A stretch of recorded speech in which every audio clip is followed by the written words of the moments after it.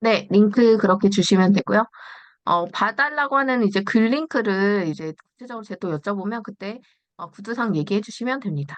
그럼 우선 혜경님부터 시작해 보도록 할게요.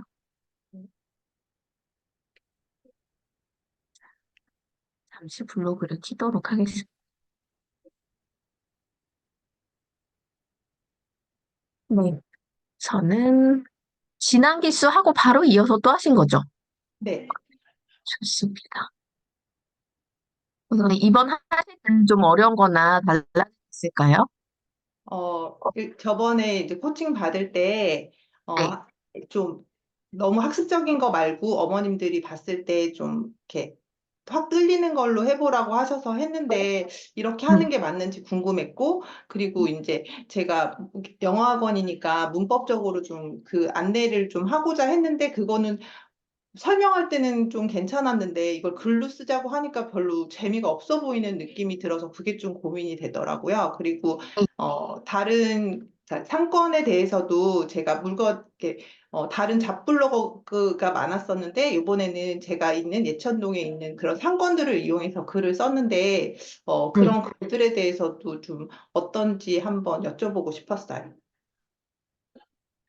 좋습니다. 우선은 뭐 영어 기본이 아직 안 잡혀 있어서 중학교 영어가 걱정되신다고요? 이렇게 해서 엄마들이 약간 그때도 이제 얘기 드렸던 건 그런 거잖아요. 그러니까 엄마들이 이 글을 왜 읽어야 되나에 대한 이유가 좀 들어있으면 좋겠다. 그래서 그냥 홍보나 그런 느낌이 아니라 정보가 담겨 있는 느낌으로 좀 제목이든 그런 니즈가 담겨 있는 것들을 좀 그 만들어가면 좋겠다 이런 얘기 드렸던 것 같은데 이제 여기에서 어 영어 기본이 안 잡혀 있어서 중학교 영어가 걱정되신다고요? 할 때는 사실 여기에는 키워드가 조금 부족한 기분이 들어요. 그 니즈와 키워드를 둘 다 충족할 수 있는 제목이 사실 제일 좋거든요. 니즈와 제목. 어. 그래서 그거를 항상 염두하셨으면 좋겠어요. 그러니까 내가 사람의 관점과 로봇의 관점을 둘 다 채울 수 있는 게 뭘까? 이런 것들에 대한 관점을 좀 가지시면 좋을 것 같고, 지금 보시면 여기 서두에 진짜 길게 되게 많이 쓰고 시작해요. 근데 이제, 이 처음부터 글이 너무 많다라는 것 자체가 이제 심리적으로 부담스러운 부분들이 좀 있어요. 그래서 오히려 서두를 좀 짧고 임팩트 있고 간단하면서도 그 전체 내용 글이 요약되어 있는 느낌으로 함축적으로 좀 출발하는 게 가장 좋은 그림이라고 생각을 하거든요. 예를 들면 제가 쓴 글을 보여드리면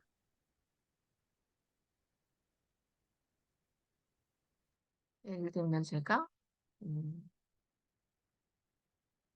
이런 식으로 이게 처음에 서두할 때 서두를 어떻게 썼는지 보시면, 개편된 네이버 폰만들기 알려주세요. 그러면, 이거는 그냥 이걸 딱 열자마자 뭐가 느껴지냐면, 여기서 폰 만드는 방법을 알려주겠구나. 이렇게 딱 알 수 있죠, 직관적으로. 그리고 아주 심플하게, 왜 이걸 하는지에 대해서 여기 썼어요.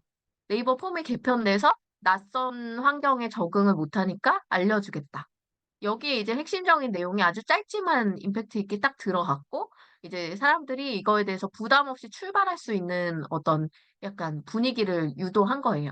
그래서 이런 식으로 혜경님도 어떤 내용에 대해서 담을 때 읽는 사람 관점으로 어떻게 하면 내 글을 끝까지 읽게 만들까? 결국에 블로그는 체류 시간이 되게 중요한 플랫폼이에요. 그래서 얼마나 오랫동안 내 플랫폼에 머물게 만드는가 이런 게 되게 중요한데 그러려면 이 호흡을 계속 길게 쭉 끌고 내려가야 되는데 이 처음부터의 묵직함이 그 호흡에서 끊어지게 만드는 이유가 될 수 있다는 거죠. 그래서 예를 들어 여기를 그냥 간단하게 줄여본다라고 한다면 저희 아들은 아직 초등 영어도 다 끝내지 못했는데 벌써 중학교를 가야 돼서 걱정돼요. 이런 학부모님이 계셨습니다. 영어 기본이 안 잡혀 있으시다고요? 중학교 영어가 걱정되시는 분들 지금부터 이 글 읽어보세요. 뭐 요 정도로 딱 심플하게 딱 집어주고 출발을 해버리는 거죠. 그러면 훨씬 더 이제 몰입도도 있고, 와, 우리 아들이 지금 딱 저 상황인데? 우리 애가 지금 딱 저런데? 나 이 글 꼭 읽어봐야겠다. 무슨 얘기할지 궁금한데? 이렇게 호기심 유발을 하면서, 이 글에는 뭔가 솔루션이 담겨 있겠구나 하는 어떤 기대감도 갖고 글을 읽게 될 것 같아요. 그래서 그런 부분들을 좀 고쳐주셨으면 좋겠고, 그래서 여기 있는 이런 부분들은 사실 다 본론에 넣어야 되는 부분들이라는 거예요. 네. 그리고 음, 그래서 기초가 중요하다 이런 건 되게 중요한데 이제 결국에는 그래서 내가 이걸 읽으려는 의도는 뭐냐? 엄마 입장에서는 그래서 기본이 안 돼 있으면 어떻게 하면 돼? 이게 엄마들의 궁금증이었던 거. 그러면 기본이 안 되는데 어떻게 중학교형을 준비해? 이게 또 궁금증이었던 거죠. 그 부분에 대한 솔루션이 여기 나와야 돼요. 이 글에서는. 그러니까 이제 제목과 본문의 문맥이 잘 맞는 글이냐? 개연성이 있는 글이냐? 이거는 사실 A라는 제목에서 줬던 기대감을 그 아래 A에 대한 해답 1, 2, 3 이렇게 나와야 된다는 뜻이거든요. 근데 여기에서 기초가 중요한가 있어. 알겠어. 그래서 그거에 대해서는 필요한 건 당연히 알고 있죠. 여기까지는 이해했어요. 그럼 여기서는 방법을 알려줘야 돼요. 그럼 예를 들어 오히려 이렇게 어, 우리 아이 기초가 잘 되어 있는지 우선은 점검부터 하셔야겠죠. 그럼 제일 먼저 해야 되는 것이 뭐 이 아이의 지금 현재의 상황에 대해 체크하는 겁니다. 그때 체크하면 좋으신 방법을 알려드릴게요. 하면서 뭐 예를 들어서 레벨 테스트 하는 뭐 그런 게 있다면 그런 것들을 추천할 수도 있고 아니면 그 어떤 이런 예시 문제 같은 것들을 몇 개를 줘서 아이에게 풀어보라고 할 수도 있고 이런 식의 정보를 주는 거예요. 어. 그래서 그런 식으로 이제 하나하나 A는 이렇게 하시면 되고요. B는 이렇게 하시면 되고요. 안 되면 우리 학원에 오시면 그 모든 것들을 해결해 줄 수 있습니다. 이런 식으로 가는 거죠. 그래서 내가 이 학원에 대한 홍보를 위해 쓴 글이 아니라 나에게 정보를 주고 있는 되게 고마운 사람인데 이런 정도로 체계적으로 뭔가 준비가 되어 있는 분이다라고 한다면 그렇다면 나는 우리가 학원에 보내서 한번 보내볼 수 있겠다. 그 학원에서 이거를 한번 그 가르쳐서 훨씬 더 빠르게 이걸 해결할 수도 있겠다라는 신뢰를 줄 수가 있는 거죠. 그래서 그런 부분들이 글에는 담겨 있지 않을까라는 생각이 들었어요. 그래서 혜경님이 약간 관점을 항상 제가 고객의 관점 이런 얘기를 하잖아요. 그래서 그런 어떤 엄마들의 시선과 관점 안에서 어떻게 하면 이거를 조금 더 읽고 싶게 끝까지 읽을까라는 생각을 좀 해주셨으면 좋겠어요. 네. 그 부분 좀 이해가 가셨나요? 네, 알겠습니다. 네. 그리고 지금 보면은, 이제 이렇게 학습지, 이거를 이제 다 슬라이드로 해서 가로로 넣었는데, 뭐 이미지 숫자는 전체적으로 볼 때 그냥 저거까지 다 합쳤을 때는 한 7, 8장 정도 들어간 것 같아서 아주 적어 보이진 않지만, 실제로 블로그 형식으로 지금 이렇게 글을 썼다고 했을 때는 이미지가 이제 중심 이미지가 없고 계속 이렇게 번잡해 보이는 느낌들이 조금 더 강했고, 오히려 이런 부분에서는 저 같으면 기본이 안 잡혀 있어서 이러면은 약간 그런 뭐, 어, 틀린 시험지 문제를 대표 이미지로 한다든지 뭐 이런 식의 약간 문제성이 도드라지게 보이는 좀 약간 그런 주목도를 높였으면 좋겠어요. 그래서 그리고 제목을 뭐 처음에 서두에 이런 약간 이미지 그렇게 해서 클릭하면은 이 상태로 중학교 입학하실 건 아니죠? 뭐 이런 식의 막 그런 식의 약간 문제의식을 엄마들이 직관적으로 받아들이게 그래서 이게 단순한 우리가 왜 카피라이팅이라고 하잖아요. 근데 어떤 느낌인지 아시겠죠? 그 카피라이팅. 내가 딱 그냥 한 문장만 들어도 이 상태로 중학교 보내실 건가요? 하고 딱 틀린 시험지 문제 타타타타 이게 딱 이미지로 보여요. 그러면 우리 애가 지금 저러면 어쩌지? 막 그 뭔가 습관의 위기감과 내가 진짜 점검 한번 해봐야겠네. 그리고 그런 식으로 저는 후킹할 수 있다고 생각해요. 어떤 후킹이냐면 지금 아이의 상태도 점검하지 못하고 있지 않냐? 이걸 오히려 주는 거예요. 그래서 레벨 테스트만 한번 받아봐라. 다 필요 없고 그냥 와서 우선 봐라. 이것만 해도 될 것 같아요. 네.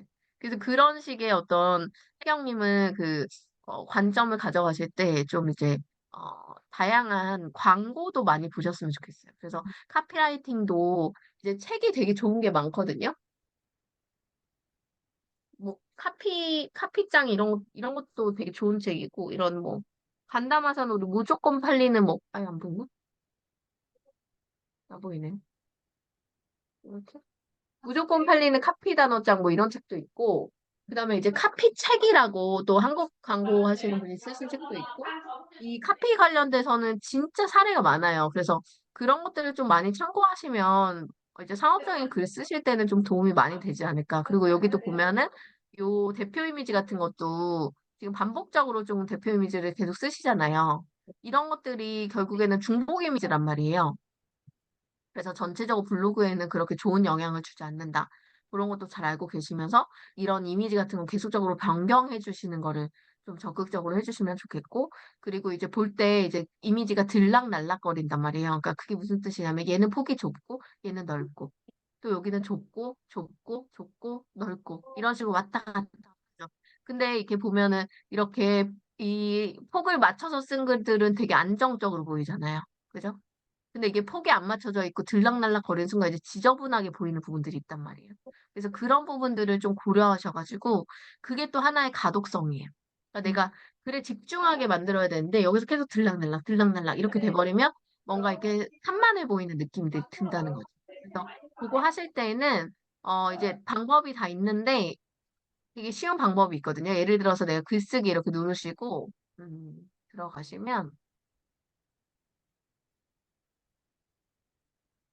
예시를 하나 보여드리면 그래서 이렇게 책이 있으면 이렇게 들락날락 돼 있죠. 처음에 올리면 이런 식으로 된단 말이에요. 그러면 이렇게 하나씩 이미지 하나씩 클릭하면 이렇게 떠요.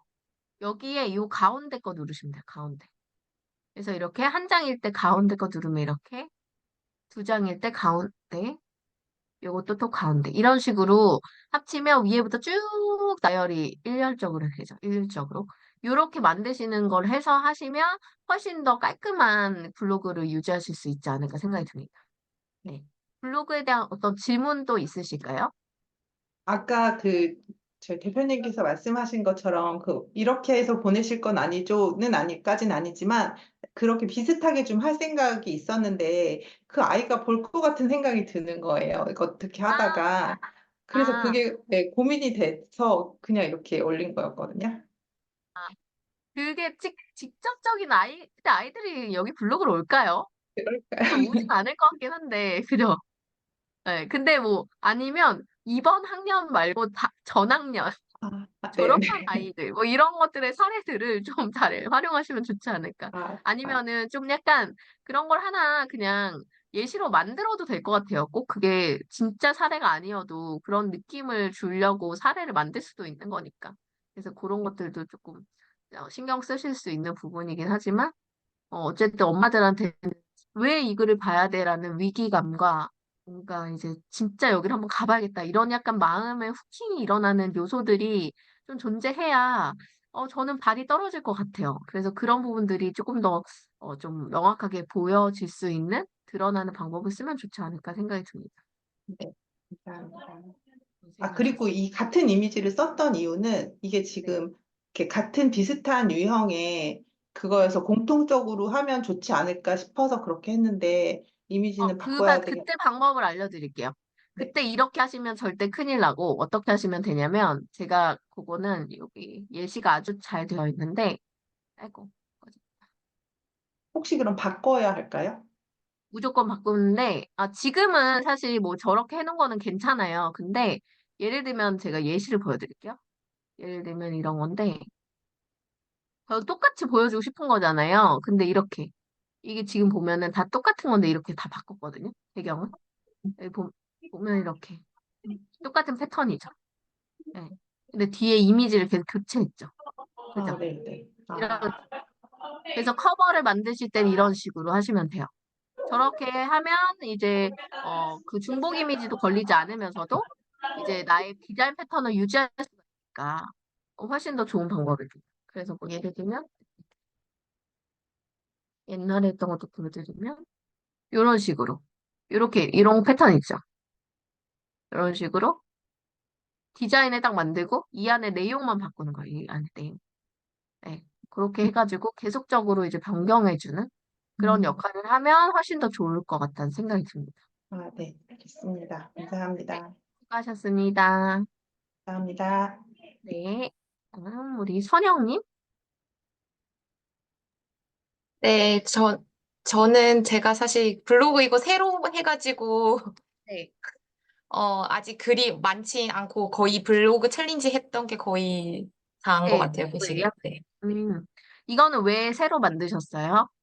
제가 목표 있나요? 원래 썼던 거는 네. 상업성 그런 거 수익화 생각 안 하고 그냥 썼던 개인 블로그인데 겸업 금지여가지고 아예 아, 계정을 새로 만들었어요. 네.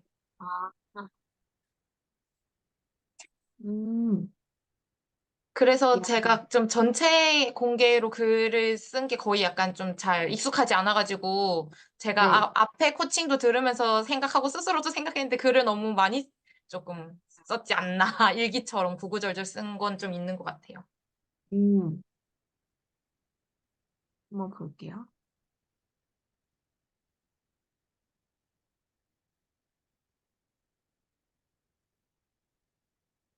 이거는 캡처하신 거죠?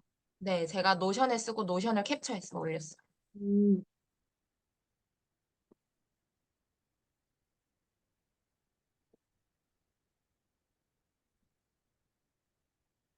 음.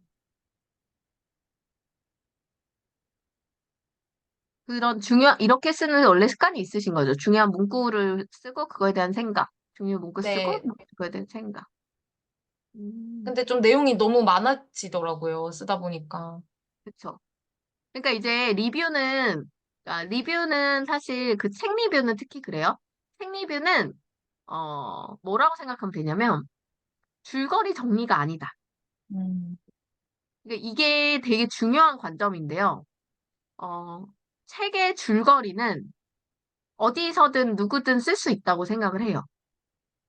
근데 이제 책 서평을 찾아보는 사람들이 책의 줄거리를 보려고 찾아보진 않는다고 생각하거든요, 저는. 그러니까 이제 제가 책 리뷰를 보는 거는 이 사람이 진짜 이게 좋다고 생각해서 그 책을 통해 조금의 변화가 있었나? 이 책을 통해 진짜 얻은 게 있나? 이 책을 통해 자기가 기대했던 바를 해결했나? 뭐 이런 게 전 되게 중요하더라고요. 그러니까 리뷰를 읽고 싶지 않은 거예요. 그러니까 그래서 저는 줄거리는 누구나 할 수 있는 리뷰고 그거에서 차별성을 주려면 결국에는 그 책을 통해 변화된 내 얘기라든지 그 책을 통해서 얻게 된 인사이트를 어떻게 삶에 적용했다든지 결국에는 내 얘기로 모든 완료가 돼야 되는데 그럴 거면 사실은 여기 안에서 이렇게 이것도 하나의 패턴이니까 이게 나쁘다는 건 아니지만 이렇게 쓰면 아까 말씀드린 대로 그냥 책에 대한 줄거리 정리와 간단한 내 생각의 요약이지만 저는 여기 안에서 결국에는 여기에서 이 책에서 무엇이 가장 중요한 관점이었고 그 중요한 관통된 어떤 인사이트로 나는 어떤 걸 얻었고 그걸 통해서 내가 뭘 적용했고 이런 식의 본계적 이러잖아요. 보고 깨닫고 적용하다 막 해가지고 본계적 막 이런 것처럼 실제로 그런 어떤 실질적인 내용들이 담겨지는 것이 훨씬 더 좋은 리뷰가 아닌가라는 생각을 좀 했었어요. 그래서 네. 출판사 입장에서도 사실은 이런 리뷰를 싫어하거든요. 근데 왜 음, 그러냐면 이렇게 다 정리해보면 정리해서 본 것만 보고 사람들이 책을 안 살 것 같은 거예요. 음. 무슨 말인지 알죠? 네, 근데 너무 이제 약간 예고편처럼 했었어야 되는데. 예고편 같은데 풀 버전. 그냥 약간, 음, 그냥 뭐라 그러지? 미니북인 것 같이? 이 책에 모든 걸 합축해서 이제 책 안 읽어도 이것만 읽으면 끝! 이런 정도로 글을 써버리면, 이제 음, 출판사 입장에서도 사실은 그것 때문에 약간, 그거를 핑계로 저작권을 침해를 걸 수도 있을 것 같아요. 예를 들면. 네. 그러니까 간혹가다, 진짜 간혹가다 출판사에서 리뷰 썼는데, 자기 저작권 그거 내려달라고 이렇게 리뷰를 받는 분들이 많아요. 근데 그 이유가 뭐냐면 사실은 이런 거예요.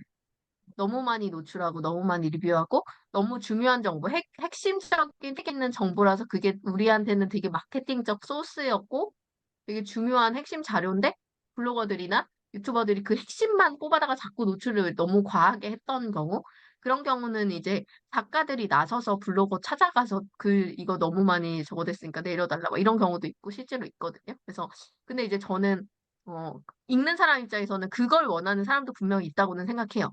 나 이 책은 읽기 싫고 너무 시간 아까운데 이렇게 체계적으로 누가 정리를 싹 해주면은 이것만 읽고도 이 책이 읽은 것 같은 느낌? 그러면 이 안에 내가 핵심적인 요소는 쏙쏙 뽑았으니까 더 이상 이 책은 안 봐도 되겠다. 근데 사실 제가 그렇게 읽는 책이 딱 한 권 있어요. 뭔지 아세요? 트렌드 코리아. 매년 아, 잖아요. 매년 2024 트렌드 코리아. 근데 그 책을 너무 읽기 싫은 거예요, 저는. 그러면 그 트렌드 코리아의 책을 읽고 리뷰한 사람들 리뷰만 한 10개 정도를 읽어봐요. 그러면은 선영님처럼 이렇게 되게 딥하게 정리해 놓으신 분들도 있고, 또 거기에다가 뭐 이렇게 약간 사례를 얹은 분도 있고, 막 이런 게 다양하게 있으니까, 그걸 이제 10가지 정도를 읽어보면은 그 책 다 읽은 것 같은 느낌이 들더라고요. 그래서 진짜 읽기 싫은 책은 그렇게 저는 리뷰로 소화를 하거든요. 예. 근데 그런 것처럼, 이 리뷰는 장단점이 있는 리뷰라고 보시면 되는데, 저는 선영님이 어쨌든 이번에 블로그를 새로 만들면서 여기에서 지향하는 바가 어쨌든 수익성으로 가고 싶고, 뭔가 여기서 활동을 늘리고 싶은 그런 어떤 외부 활동을 늘리고 싶은 목적이다라고 하셨으니까, 그러려면 출판사나 광고주들이 좋아하는 방향성을 담아서 리뷰를 하는 게 맞다. 어? 그래서 그런 부분에서는 이런 리뷰의 형식은 맞지 않다라고 얘기를 좀 드리고 싶어요.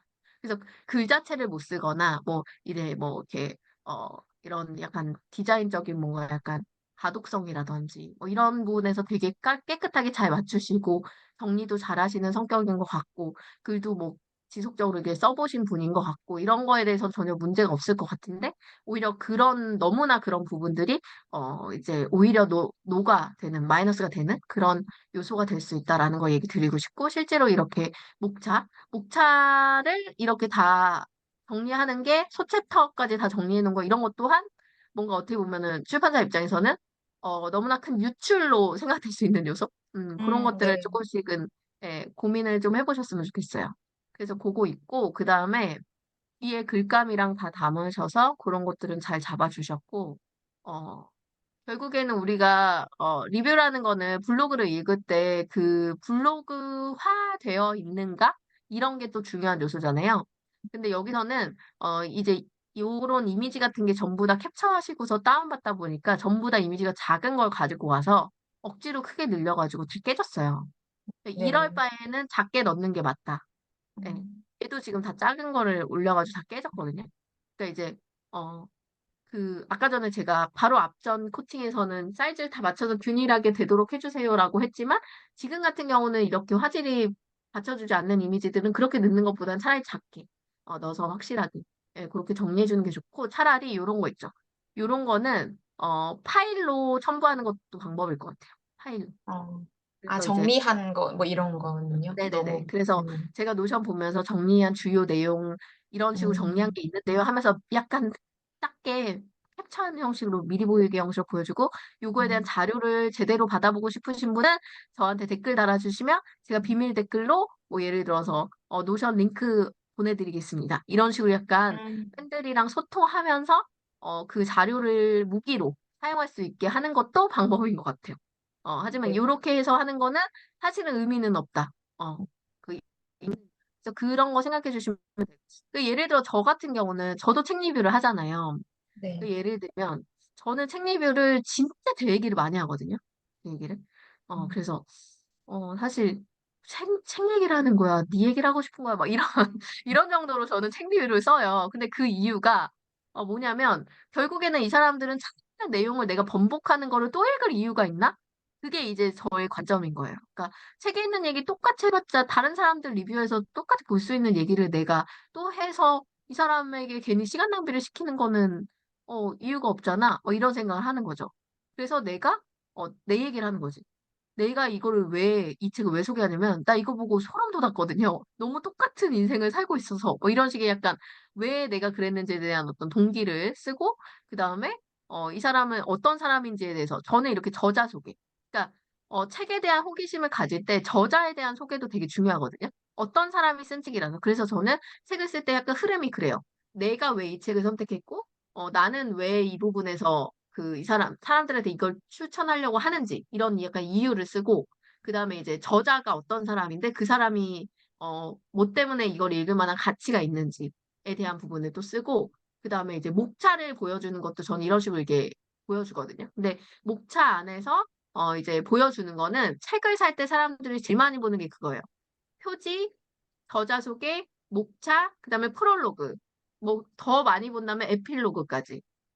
대부분 그 정도를 스킵하고 나서 책을 고르거든요. 그러니까 이제 저는 그 사람들의 패턴, 구매하는 패턴에 맞춰서 그걸 저도 해주는 거예요. 네.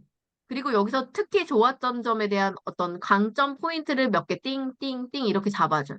너무 많아도 좋지 않고 한 3가지 정도만 잡아주면 좋을 것 같아요. 그런 식으로 네. 이제 그리고 나서 나머지는 전부 다 제 얘기예요. 이 책에서 이런 얘기가 나왔는데 나도 이랬다?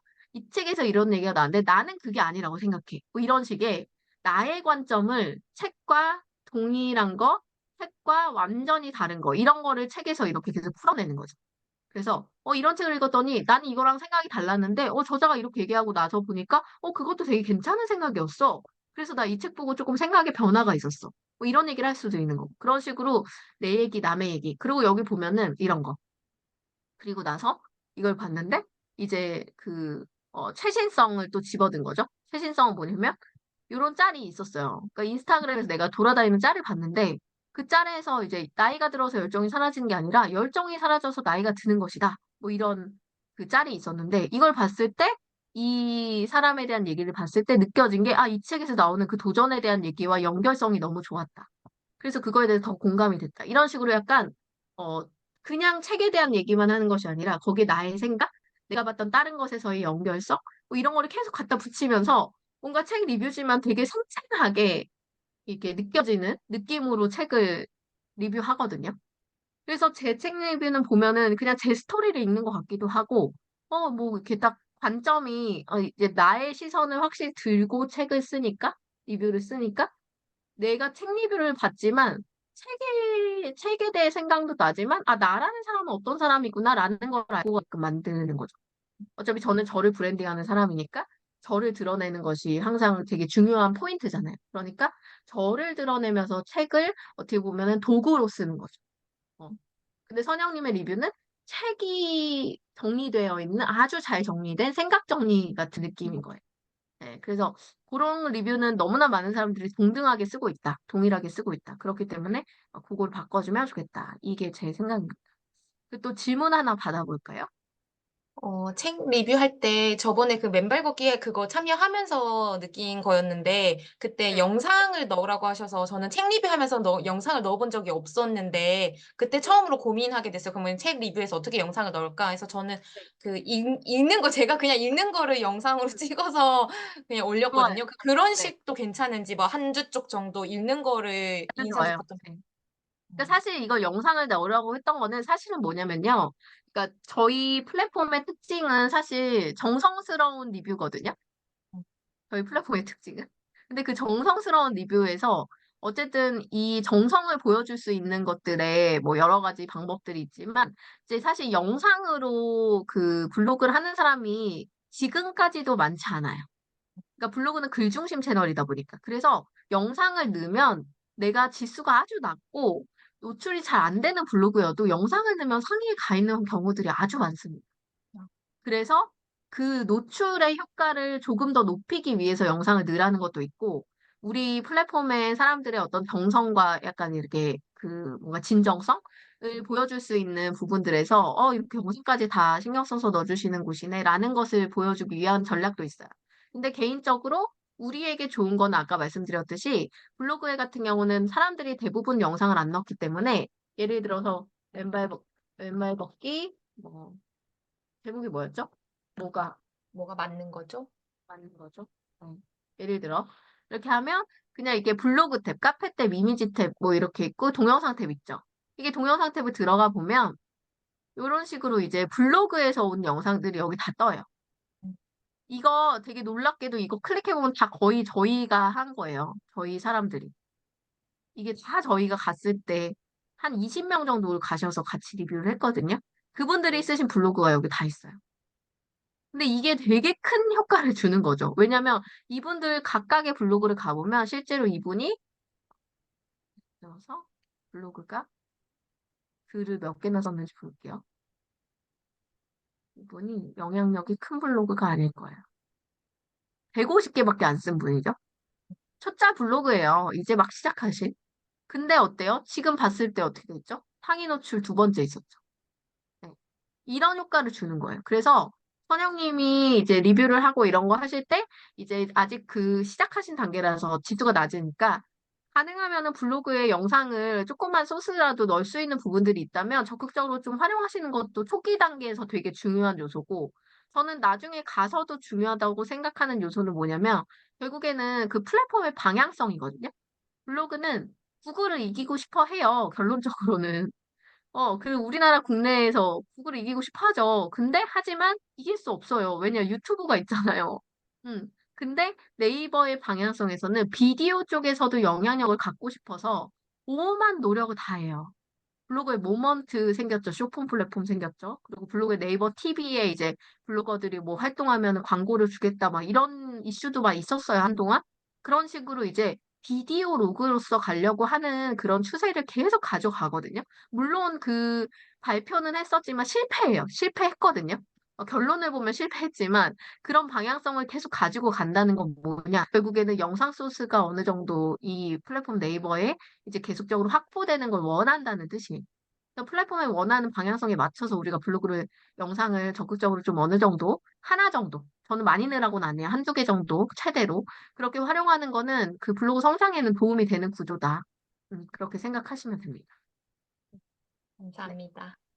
네, 열심히 한번 해보시면 좋을 것 같아요. 우선은 정리나 글 쓰는 걸 잘 하시는 분이니까 아까 같은 그런 약간, 뭔가 약간 더 읽고 싶고 좀 더 다른 글, 남의 글이 먼저 치면 더 좋은 글 쓰실 수 있을 것 같아요. 수고하셨습니다. 네, 그 다음에 우리 꿈꾸는 여자님, 성함이 김천숙님. 네네. 네. 이번에 하실 때 어떠셨어요? 일단 저는 독서, 그 책 리뷰 쪽으로 하고 싶어서 처음에 시작은 했는데, 네. 이거 제목이랑 이런 거는 옛날에 했던 거를 그대로, 그러니까 바꿔야 된다는 생각은 알겠고, 그때 보내주신 그런 거 이름 짓는 방법 이런 거 네. 영상도 다 봤는데, 아직 어떻게 딱 막 생각나는 게 없어가지고 못 바꾸고 있거든요. 이제 음, 그런 건 좀 생각을 해보고 있는데, 제일 네. 고민되는 거는 이거 책이랑 문학 쪽으로 했을 때, 네. 리뷰를 했을 때 이거를 제가 많은 양의 글을 쓰기가 힘든 거예요. 아, 이 책 리뷰를. 책을 많이 그 한 번에 바로 다 못 읽으니까. 네네네. 그래서 이제 다른 저는 글을, 제가 요거 하나만 잠깐 보여드리고 그 질문을 해도 될까요?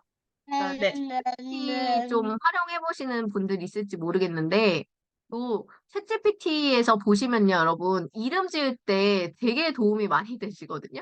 근데 제가 최근에도 회사를 하나 세웠어요. 근데 이제 제가 하는 건 아니고 저 아는 동생이 MC 하는 여자애가 있는데, 걔가 이제 딸 부잣집이에요. 딸이 셋인데 언니들도 다 시집을 못 간 거예요. 그래서 안 되겠다. 이거 어떻게 시집을 보내나 했더니 왜 뭐가 문제지라고 생각해가지고 그런 부분에 대해서 이제 이름을 아니 뭐야 프로그램 하나 만들어서 약간 연애 프로그램을 해야겠다. 그래가지고 거기서 이제 남녀 매칭 프로그램을 하나 만들어서 좀 이제 창업을 하고 싶다 이런 얘기를 한 거예요. 그래서 제가 컨설팅을 하면서 이 GPT를 가지고 제가 이름 짓는 걸 했거든요. 그래서 어떤 식으로 했냐면 질문으로 매칭해주는 연애 프로그램 이름을 지어줘. 했더니 러브 링크 이렇게 알려준 거예요. 그래서 더 많은 이름의 예시를 부탁해. 이랬더니 물론이죠 하면서 착착착착착 이렇게 보내준 거죠. 저희가 뭐를 골랐냐면 이거 했어요. 매력의 퍼즐 러브로직. 네. 되게 괜찮죠. 그렇게 해서 실질적으로 저희가 무료 로고 사이트를 들어가가지고 바로 그 러브로직을 만들었거든요. 회사를. 그래서 그 로고도 그냥 순식간에 5분 만에 나왔어요. 어, 하나 보여드리면 오피셜 이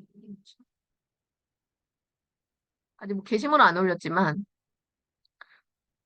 이거 아닌가? 로지.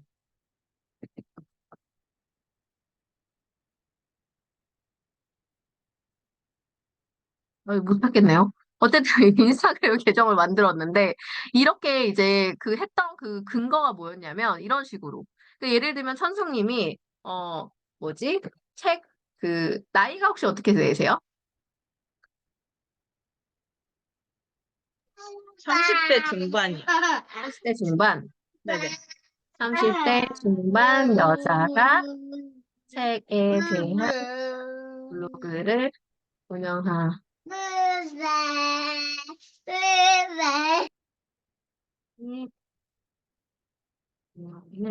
블로그 이름을 지어줘.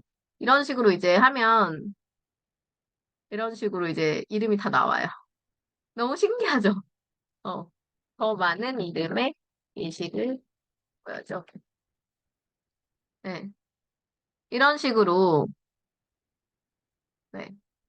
이런 약간 것들을 정말 적극적으로 활용하셨으면 좋겠어요. 저는 내가 쓰지 않는 단어나 뭐 이런 것들이 되게 많구나. 그래서 이런 것들이 좀 네이밍할 때 이제는 우리가 이제 똑똑해져야 되잖아요. 그러니까 저도 원래는 네이밍할 때 저는 막 네이밍 카드 해가지고 막 서칭하면서 되게 재밌게 네이밍을 짓는 편이긴 한데 인공지능 나오고 나서는 이거 프롬프트만 제대로 만들어서 가면 이거 되게 괜찮은데?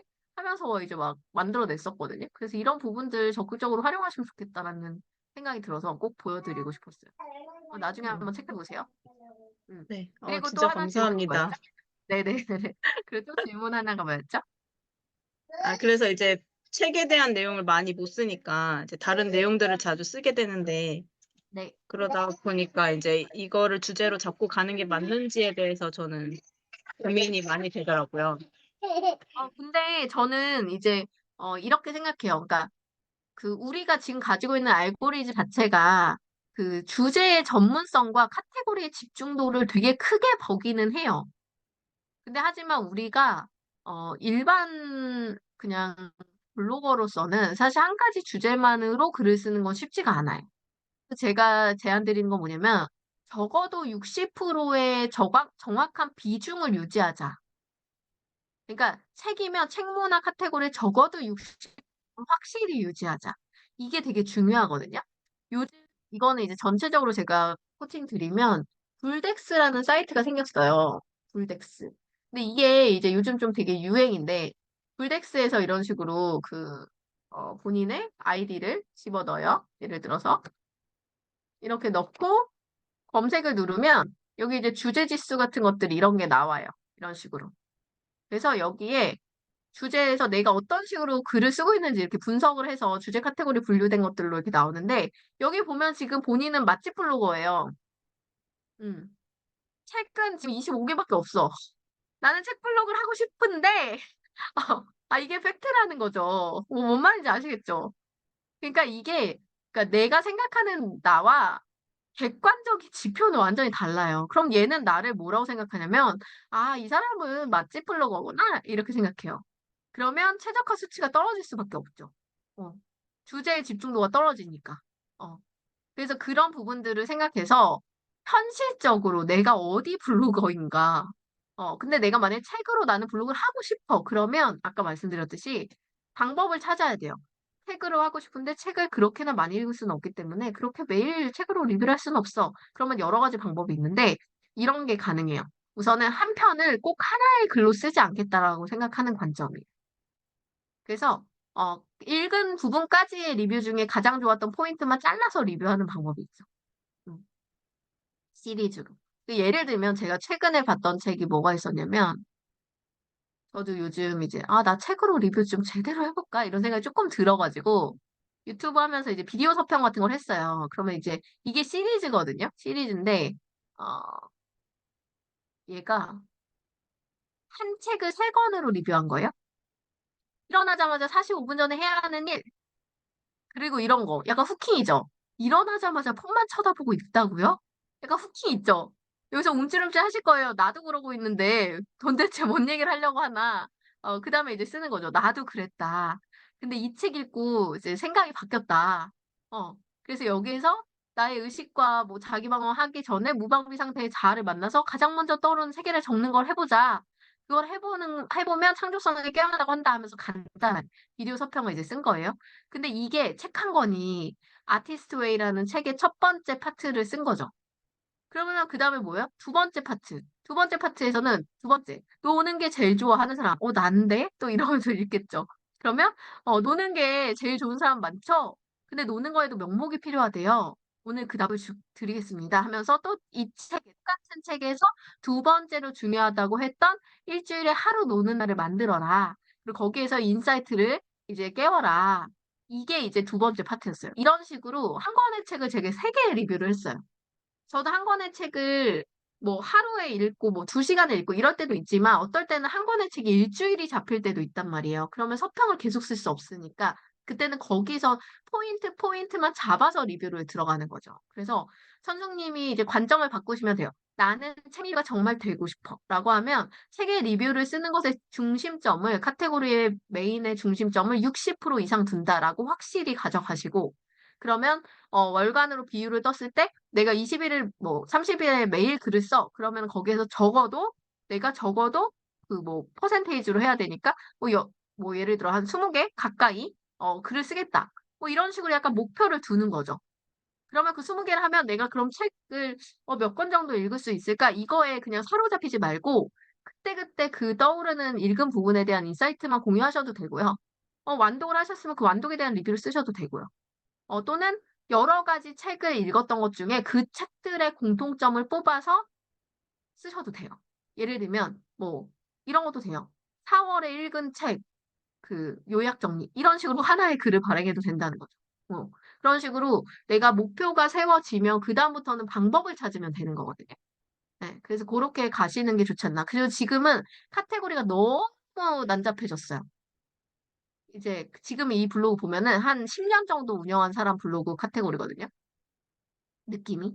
그러니까 이제 오래 하다 보면 어쩔 수 없이 늘어날 수밖에 없는데 이렇게 하시면 안 되고 이제 정말 메인 카테고리가 아닌 것들은 그냥 합쳐서 운영하셔도 돼요. 그러니까 뭐가 중심점인지를 확실히 카테고리에서도 드러나게 보여주는 거죠. 어, 그런 부분들 필요합니다. 이해 가시나요? 네네. 감사합니다. 네. 예, 그래서 그런 것들을 우선 중심적으로 바꿔 나가시는 게 제일 중요한 관점인 것 같아요. 책 리뷰 하나만 보면 요 리뷰 하나 책 쓰신 거 하나만 제가 보려고 하는데 어떤 거 볼까요? 어, 맨 위에 있는 거, 맨 마지막에 썼던 하루 두 장 수학의 볼까요? 힘으로. 제목 너무 길죠? 그죠? 제목은 너무 길고 제목은 PC 버전으로 볼 때 한 줄 정도면 적당해요. 네. 네네. PC 버전으로 볼 때 이렇게 두 줄까지 넘어오면 되게 긴 제목이라고 보시면 돼요.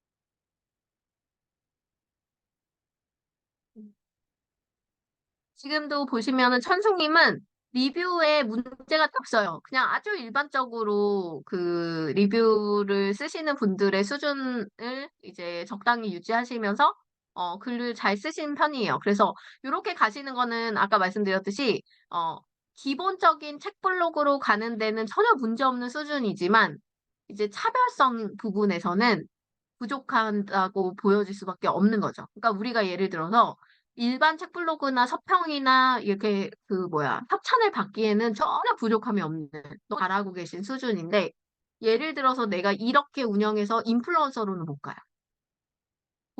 그 차이를 아시겠죠? 그게 그러니까 일반 블로그에서 그 최상위 블로그로 넘어가는 단계로 가려면 결국에는 나의 색깔, 나의 특이성, 나의 차별성, 뭔가 남과 다른 점 이런 거를 항상 찾아 나가셔야 되거든요. 근데 우선은 천숙님은 지금은 200개 정도의 글이 쌓였으면 지금은 사실은 초보 수준의 단계잖아요. 그러니까 지금은 저런 수준의 글을 지금 계속 쌓아가면서 카테고리의 비중을 잘 정리해서 우선은 주제 블로그가 도서로 잡히는 것을 우선 목표로 가세요. 그리고 이제 내가 책을 읽으면서도 저는 조금 특이성을 가졌으면 좋겠어요. 예를 들면 어떤 사람은 경제 도서만 파고들고 어떤 사람은 뭐 자기계발 파고들고 어떤 사람은 뭐 여성 쪽 그 자기계발만 파고들고 뭐 이런 식으로 약간 분야가 특화되어 있는 블로거들 되게 많잖아요. 이런 것처럼 나만의 약간 특징? 아, 이 사람 블로그 가면 이런 게 진짜 괜찮더라? 이런 식의 어떤 특성을 파악할 수 있는 관점이 하나 생겼으면 좋겠어요. 어, 그런 게 조금, 앞으로 가야 하는 큰 그림? 근데 지금 리뷰는 너무 잘 쓰시는 수준이라, 이런 리뷰 쓰시는 거에선 제가 이렇게 하세요, 저렇게 하세요, 이렇게 할 게 없을 정도로, 기본적인 블로거의 형태에서의 협찬 블로그 정도 수준의 글에서는 아주 그냥 되게 평범한 수준으로 아주 잘하고 계신 편이에요. 네. 그래서 향후에는 조금 업그레이드를 하시는 걸 관점을 생각하면 요거부터. 요게 제일 시급합니다. 카테고리 정리. 그리고 여기도 여기도 나중에 톡톡 달아서 네이버 톡톡 메신저 다는 거 아시죠? 요 메신저 설치를 달면 이런 식으로 톡톡하기 이렇게 달리거든요. 이렇게 해서 도서, 협찬, 리뷰, 문의 이렇게 쓰고 여기 톡톡 달아놓으세요. 그러면 훨씬 더 연결성이 빨라지거든요. 그런 식으로 내가 이 주제도 여기도 그냥 꿈을 향해 달려나간다 이러면 내가 뭐를 하고 싶어 하는지 잘 모르니까. 뭐를 하고 싶은 목적이 여기에 그냥 키워드로 나왔으면 좋겠어요.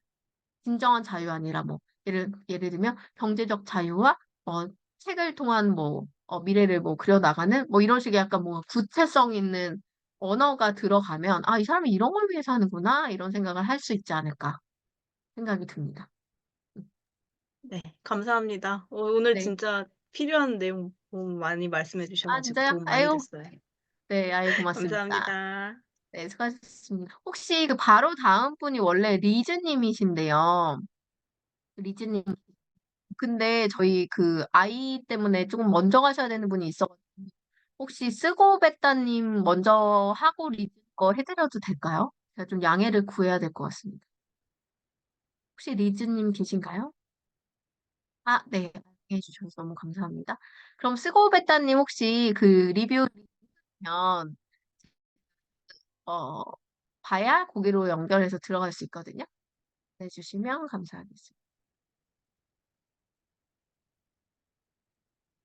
안 계신가요? 근데 어떤 걸 보내면 될까요?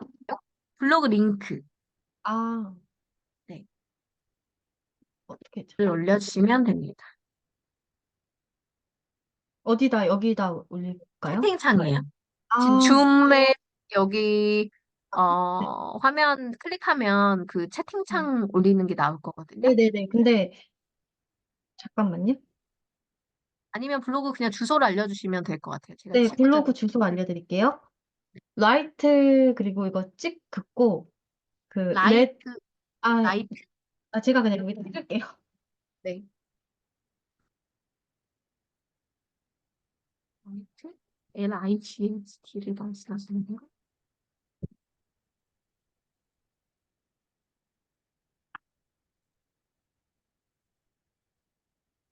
순서가 어떻게 정해진 건가요?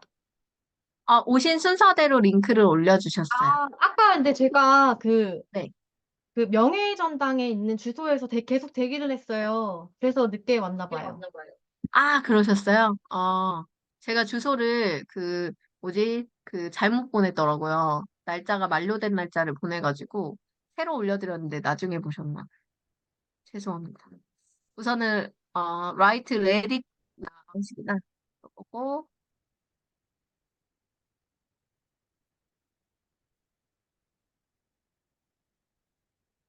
어허 이쪽 좀 놔두시고 주제가 어떤 걸로 운영하세요? 글쓰기 글쓰기. 하시는 분이시구나. 음.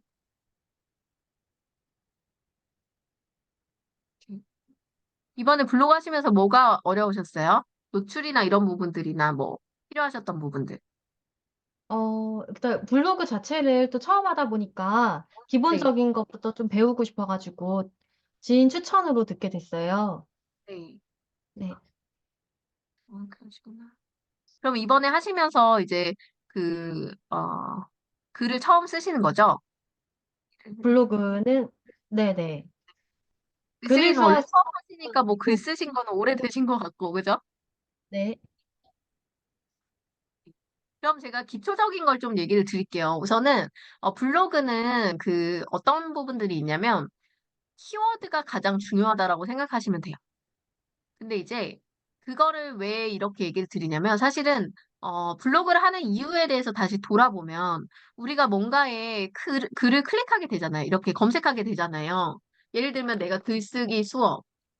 지금 화면 보이시죠? 네네. 네, 예를 들어 내가 글쓰기 수업이라고 검색하면 이렇게 블로그라고 탭에 들어갔을 때 여기에 나오는 이 글들, 이런 글들이 이제 상위에 노출되죠. 그죠? 네. 근데 잘 보시면 뭐의 패턴이냐면 글쓰기 수업이라고 검색할 때 이 제목에 쓴 글쓰기 수업이란 단어가 제목에 반드시 들어가야 노출이 돼요. 그죠? 아, 네, 보이죠? 근데 여기 네. 가면은 이런 건 없는 것도 있긴 있어요. 이런 거는 이 안에 본문에 글쓰기 수업이 있는데 얘가 그거에 대한 지수가 높은 글이라서 그런 거예요. 이렇게 있죠. 대부분은 이렇게 메인에 들어가 있어요. 그러면 스고베타님이 지금부터 하셔야 되는 거 뭐냐? 우선은 내가 글을 쓰려고 했을 때 중요한 건 뭐냐? 요 제목에 검색될 수 있는 단어를 포함한 글을 써야 돼요. 근데 예를 들어 누가 이렇게 검색하는 배설과 누설 이렇게 누가 검색하지 않죠? 대부분. 네. 그리고 뭐 악조건일 때 일을 해야 하는 이유 이런 식으로 또 검색하지 않겠죠. 그러니까 여기 안에는 키워드가 포함되어 있지 않은 글이에요. 근데 하지만 후킹의 요소는 반드시 있어요. 예를 들면 이거 우리 단톡방에서 사람들이 그랬죠. 정우성은 왜 셀카에 간절함이 없는가? 이렇게 했을 때 아 이거 제목 때문에 글을 보게 됐어요. 이런 분들 있었죠. 그러니까 그 이유는 뭐냐면 그 안에 뭔가 정우성 셀카 이런 걸 사람들이 키워드로 검색하진 않겠지만 그럼에도 불구하고 정우성 왜 셀카에 가장 없는가라는 그 문장 자체에 카피라이팅 같은 어떤 후킹 요소가 있는 거죠. 그래서 도대체 이유가 뭘까? 나도 궁금하네. 이러면서 클릭하게 되는 그러니까 그런 거에 글쓰기에 탁월함을 원래 가지고 계신 분인 걸 그냥 제목만 보면 알겠어요. 근데 하지만 블로그가 이제는 블로그를 하시려고 여기 진입하셨고 지금 하시려는 어떤 글쓰기 수업의 모객이라든지 나에 대한 브랜딩이라든지 내가 쓴 글에 대한 노출이라든지 SNS의 영향력이라든지 이런 걸 키우려고 이제 블로그를 시작하셨다고 생각이 들거든요. 그러려면 결국에는 남들이 검색해서 나를 찾을 수 있는 환경을 조성해 줘야 된다는 거예요. 근데 그걸 조성할 때 첫 번째가 키워드를 포함한 제목을 써야 된다. 이해 가셨죠? 그리고 키워드를 포함한 제목이 제목에만 키워드가 들어가는 게 아니라 본문에도 키워드가 들어가야 돼요. 네. 그죠? 그래서 예를 들면 어, 내가 예를 들면 내가 예를 들면 진정한 위로 이렇게 내가 제목을 썼어요. 그러면 이 진정한 위로라는 말이 여기 제목에도 들어가지만 어디에도 들어가야 되냐면 여기 제가 한번 몇 개 썼는지 볼게요. 숫자를. 요게 제가 지금 뭐를 눌렀냐면 컨트롤 F를 누르면 돼요. 컨트롤 F 하면 컨트롤 파인드 해가지고 내가 찾기가 되거든요. 컨트롤 파인드. 그래서 컨트롤 F를 누르고 여기다 키워드를 똑같이 쓰면 요 키워드가 몇 번이나 쓰였는지를 체크할 수가 있어요. 그래서 제목에 한 번 있고 본문에 어디 있냐면 본문에 지금 없어요. 그죠? 그러면 이게 어떻게 네. 되냐면 제목은 키워드를 넣어서 잘 썼는데 본문에 그 단어가 포함이 안 되면 또 노출이 떨어져요. 음, 그러니까 블로그는 이런 로직이 있다는 뜻이에요. 그래서 요 기본 로직을 맞춰서 글 쓰지 않으면 잘 쓴 글인데도 노출될 확률이 아주 현저히 떨어집니다. 그리고 지금 사진도 한 장씩 넣으시고 두 장씩 넣으시고 했는데 블로그는 기본적으로 사진을 조금 여러 장 넣는 것이 기본이에요. 블로그 글쓰기 기본. 그래서 블로그화 시켜서 글 쓰는 것이 아직 익숙하지 않은 건 알지만 내가 조금 더 빨리 성장하고 싶고 더 많은 방문자를 얻고 싶고 더 많은 이런 영향력을 얻고 싶다면 블로그에 맞춰서 패턴을 맞추는 글쓰기를 하시는 게 되게 중요하다. 그래서 제가 사실 그 코칭 방에다가 올려드린 유튜브 영상이 있었어요. 근데 보신 분들이 있을 텐데 분명히 제가 다시 한번 저희 방에다 올려드릴 텐데 잠깐만요. 음, 여기에 요건데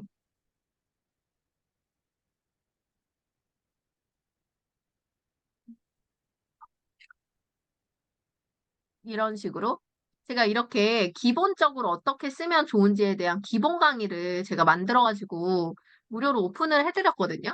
그래서 요거를 제가 명예전당에 그때 올려드리긴 했었는데 얘를 한 번 더 보내드릴게요. 그래서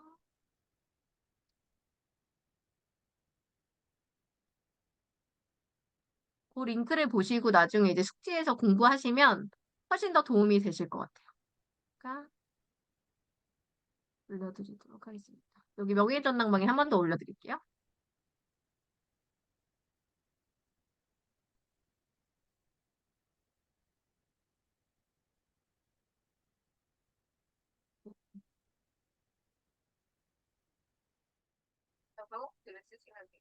자, 그다음에 넘어갈게요. 잠깐만요.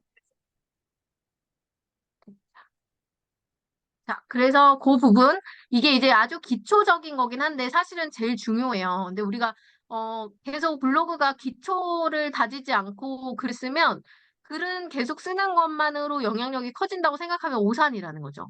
블로그는 아까 전에 제가 불덱스라는 사이트 보여드렸듯이 아주 체계적으로 이제 지수라는 것이 다 평가가 되거든요. 그 안에 내가 사진을 몇 개 썼고, 제목을 얼마나 연관도 있는 카테고리 안에 주제에 적합한 것들을 찾았었고, 그리고 이제 사진 그런 거 뭐 약간 어 글의 가독성이 얼마나 괜찮고 뭐가 어떻고 이런 것들이 다 이제 포함되어 있다고 보시면 돼요. 그래서 어 예를 들면 이런 것도 초보자들이 많이 하는 실수인데 뭐가 있냐면 그런 실수가 있어요. 예를 들어 내가 그 카페에 대한 리뷰를 쓰면서 내가 그냥 서두에 막 이런 얘기 쓰는 거야. 아, 내가 우리 애기 데려다 주느라고 뭐 어린이집에 갔다가 어떻게 갔다가 있어요. 이런 얘기를 쓸 수 있나요? 그죠? 근데 그러면 로직은 어떻게 생각하냐면 이 사람이 카페 얘기를 쓰는 건가? 어린이집 얘기 쓰는 건가? 이렇게 헷갈려요. 그러니까 하나의 주제 카테고리 안에 있는 단어를 쓸 때 그렇게 로직이 헷갈리지 않게 집중을 해서 거기에 속한 것들의 단어들의 조합을 이뤄서 글을 쓰는 것이 사실 에서 되게 중요한 요소가 되는 거죠.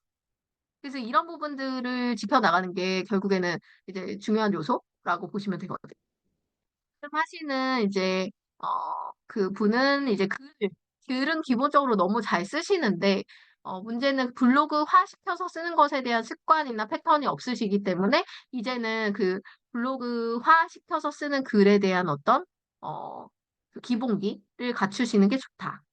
그리고 요거는 하나의 어떤 그 자기만의 스타일인데요. 지금 보시면 다 왼쪽 정렬을 하시고 이렇게 따옴표 하시는 것만 가운데 정렬을 하시려고 했던 것 같아요. 맞나요, 의도가? 저는 지금 PC로 블로그를 보는 게 거의 근 10년 만에 처음이에요.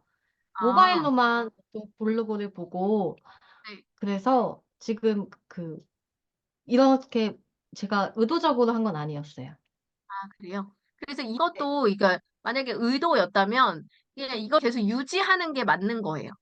아, 보통 사람들은 그거를 의도하지 않고 한 거는 저는 잘못된 방법이라고 하거든요. 근데 만약에 내가 의도해서 이렇게 썼다면 그거는 맞는 방법이다. 그리고 그걸 그대로 유지하면 그건 내 글에 쓰는 패턴이자 스타일이 되는 거예요. 네. 그래서 저는 오히려 글 쓰는 분이라고 해서 왼쪽 정렬을 쓰셨나 보다 생각을 했었거든요. 원래 글 쓰시는 분들이 또 이렇게 가운데 정렬을 되게 싫어하시는 성향이 있어요. 저는 진짜 많은 분들을 만나봤기 때문에 그런 약간 스타일들을 조금 이렇게 내부적으로 많이 이제 경험을 해봤을 때 데이터가 쌓여 있잖아요. 그래서 그래서 일부러 이렇게 하셨나 보다 생각했는데 그건 아닌가 봐요. 저는 사실 남편이 쓴 글을 가져다가 올렸어요. 네, 남편이 블로그 플랫폼을 아예 안 하고 뭐 페이스북이나 인스타나 다른 브런치 같은 데서 하는데 제가 블로그를 시작해보고 싶어서 블로그를 남편의 글을 가지고 옛날 글들이나 이런 글들을 가지고 올린 거예요. 네, 그 네. 김주민 님이 추천해 주셔가지고 그래서 이렇게 남편분 제가 얼굴이 있는 저자는 거구나. 남편은 아, 제가 어떤 글을 올린지도 사실 몰라요. 근데 네네. 블로그라는 플랫폼을 좀 음. 키워보고 싶어서 가지고 와서 저도 배워서 한번 도움이 돼보려고. 네. 어, 그래서 우선은 도움이 되는 구조로 가시려면 더더군다나 이제 노출이 되는 글을 쓰는 패턴을 가져가자. 이거를 조금 네네. 강조를 드리고 싶습니다. 그래서 그런 거를 한번 제가 아까 보내드린 유튜브 영상 한번 보시면서 거기 맡아가지고 하시면 될 것 같아요. 네. 그러면 또 질문 있으실까요, 혹시? 아니요. 그, 다른 분들 이제 피드백 해주실 때도 많이 배운 것 같아요. 네, 이게 중코칭은 원래 이제 같이 하는 것의 강점이 그거거든요. 그러니까 내가 못했던 질문인데 다른 분한테서 또 해소가 되고, 그리고 다양한 사례를 보니까 종합적으로 조금 피드백이 될 수가 있어서 중코칭 한 1대 10 정도 중코칭이 제일 효과가 좋더라고요. 그 교육 효과가. 그래서 저희가 꾸준히 하고 있습니다. 우선은 수고하셨습니다. 감사합니다. 네. 제가 지금 아이가 너무 늦어가지고 죄송하지만 네네. 먼저 먼저 가셔도 들어가겠습니다. 되고, 저희 녹화본 제공하니까요. 먼저 들어가셔도 됩니다. 네, 감사합니다. 자, 그리고 우리 리즈님. 네. 예, 이렇게 양보해 주셔서 너무 감사했고요. 그 다음에 우리 그 부자 주주회야님 새로 또 들어오신 것 같은데, 블로그 링크를 채팅창에 하나 올려주시면 될 것 같습니다. 자, 그러면 우리 리즈님은 이번에 하실 때 어떠셨어요? 저는 조금 제가 욕심을 부렸나 하는 생각을 했어요. 어떤 부분에서 욕심이요? 저는 이제 그냥 한 2월 한 달 동안 이제 한 100포스팅 이제 한번 하면서 방문자 한 3,000명까지는 한번 조금 늘려보자. 요게 조금 목표였는데, 이게 정말 쉽지가 않더라고요. 되게 큰 목표를 또 세우셨구나. 네, 그래서 저번 달까지는 이제 1위 2포는 성공해서 그 이번 달에 좀 해보자 했는데, 설날이 이렇게 바쁠 줄은 몰라가지고. 그쵸. 구정이 낀 달이라 또 달도 짧고, 또 그래도 되게 네네. 많이 성장을 하셨네요. 2,000명 정도 꾸준히 유지하시는 거면 대단하신데요? 감사합니다. 우선 블로그 하신 지 얼마나 되셨어요? 블로그는 제가 한 2년 정도 된 것 같아요. 2년 정도. 2, 그럼 2, 이런 3년? 네네네. 네. 그러면 이제 건강 생활 정보 쪽으로 하시고 목표 설정이 어떻게 되시나요, 혹시? 저는 수익화 블로그 이제 조금 이제 해보려고 합니다. 어떤 수익화 쪽으로 가고 싶으신 거예요? 일단은 이제 애드포스트 요거도 이제 조금 있고 블로그 이제 하면서 이제 뭐 기업 협찬이나 이런 거 있잖아요. 네네. 그런 쪽으로 이제 조금 생각을 해서 일부러 건강 쪽으로 좀 잡았어요. 건강 쪽으로 가면 사실 건강식품이나 이런 쪽으로가 많잖아요. 네네네. 영업 포스팅이나. 근데 사실 그런 쪽은 그 리뷰어로서도 위험도가 높은 쪽 분야거든요. 네네네. 그건 알고 계시죠? 네네. 근데 그쪽으로 특별히 카테고리를 잡으신 이유가 있나요? 개인 커리어에 연관된 게 있나요? 아니요. 그렇진 않아요. 그냥 이제 그 카테고리를 이제 보다가 경제랑 이제 건강 중에 고민을 했는데 경제는 이제 더 위험한 것 같아서. 음. 네네. 그래서 경제 쪽은 뭐 정보 이런 것들이 잘못된 정보를 포스팅했을 때 괜히 나한테도 여파가 있을 수가 있으니까. 네네. 음, 그래서 그렇구나. 최종 목표는 이제 세이님처럼 뭐 블로그 브랜딩, 뭐 퍼스널 브랜딩 요런 건데 일단은 이제 가장 첫 번째 목표는 이제 수익 협찬 요런 것 같아요. 그렇구나. 그러면, 그러니까 이런 약간 건강 정보나 이런 사이트들이 사실은 되게 뷰수를 높게 나올 수 있고, 이제, 사람들이 되게 즐겨 찾는 정보가 꾸준히만 유지되면은 건강 쪽 카테고리는 되게 큰 방문자를 만들 수 있는 카테고리는 맞아요. 근데 이제 네네. 그리고 지금 키워드를 잡는 것도 보니까 되게 잘 하시는 분이에요. 왜냐면은 이거 보시면 여러분들도 잘 보세요. 이분이 왜 이걸 잘 정했냐면 이 제목 안에 그 검색될 수 있는 패턴이 엄청 많아요. 잘 보세요. 동곤증 원인, 동곤증 증상, 동곤증 치료. 이런 식으로 요 세 가지 단어만 쓰더라도 그게 된다는 거죠.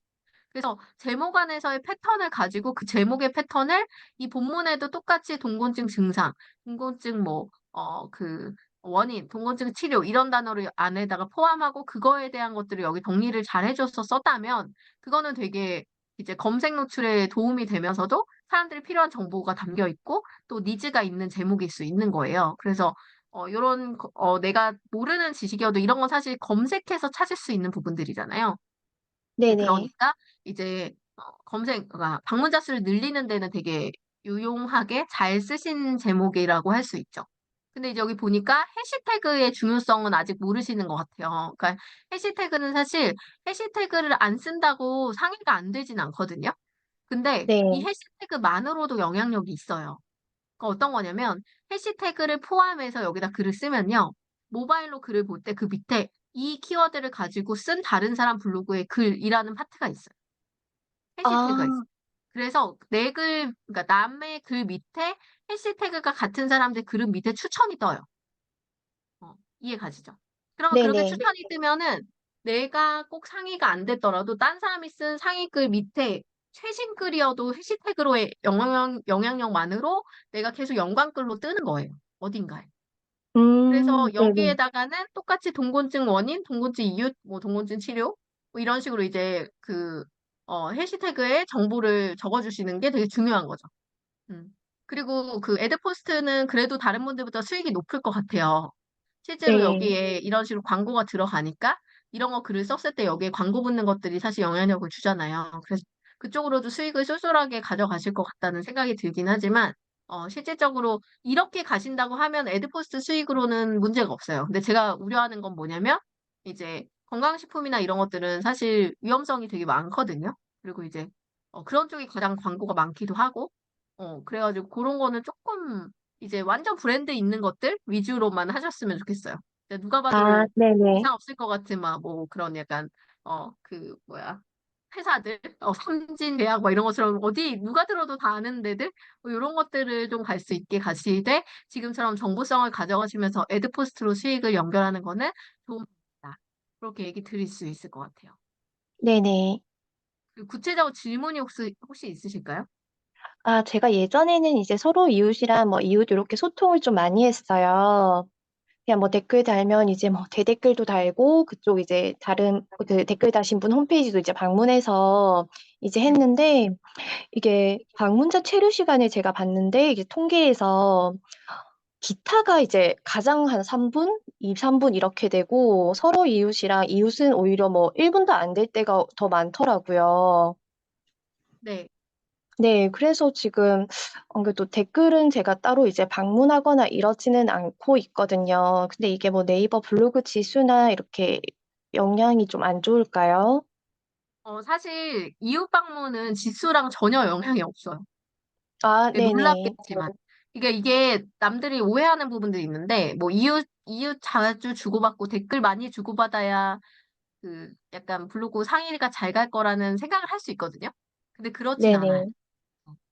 그냥 글을 잘 쓰는 게 가장 좋은 지수에 영향을 줘요. 그래서 글에서의 체류 시간을 늘리는 게 방문자를 방문하는 것보다 훨씬 중요합니다. 그래서 음, 사실 지금같이 정보성 글을 적으시면서 그러니까 이웃 방문을 여러 명 하면서 그렇게 하는 것보다 그런 글을 더 잘 쓰는 방법을 찾는 것이 더 좋은 방법일 수 있다. 이렇게 보시면 되긴 하거든요. 근데 네네. 지금의 사실 블로그의 형식은 남의 블로그를 방문하는 것이 그렇게 필요하지 않다고 보여져요. 음. 네. 원래 그 일상 블로거가 아니기 때문에 정보성 블로그는 그런 이유는 별로 없고 오히려 이런 약간 자기 얘기를 담는 카테고리가 있다면 뭐 예를 들어 후기 같은 거 있잖아요. 챌린지 후기든 뭐든 이런 것처럼 자기 얘기를 하는 것들이 있다면 그런 것들에서의 주고받음은 있으면 괜찮을 것 같아요. 근데 그 외에 음, 다른 카테고리들은 크게 내가 재방문까지 신경 쓰면서 할 필요는 없다 생각이 듭니다. 그러면 이유 그 체류 시간을 조금 늘리는 방법이 좀 있을까요? 필요 시간 늘리는 게 뭐 다양하게 있겠지만 우선은 양질의 글을 쓰는 게 가장 좋은 방법이고요. 그래서 내가 끝까지 네네. 글을 읽으려고 하는 어떤 후킹 요소를 끌고 가는 거죠. 예를 들면은, 이 글 읽으시면서 그거는 하단에다가 설명할게요. 뭐 이런 식으로 글을 아, 끝까지 네네. 끌고 가게 만든다든지 아니면 뭐, 거기 글에다가 동영상을 넣어가지고 거기에서 한 번 더 클릭해서 머물게 한다든지 GIF를 넣어가지고 조금 더 머물다가 보게 만든다든지 뭐 이런 것처럼 이제 약간의 전략 같은 걸 쓰시는 것도 방법이고요. 그리고 음, 그 내용을 좀 이렇게 정리해서 1번, 2번, 3번 이런 식으로 쓰는 것도 사실은 체류 시간을 늘리는 방법이에요.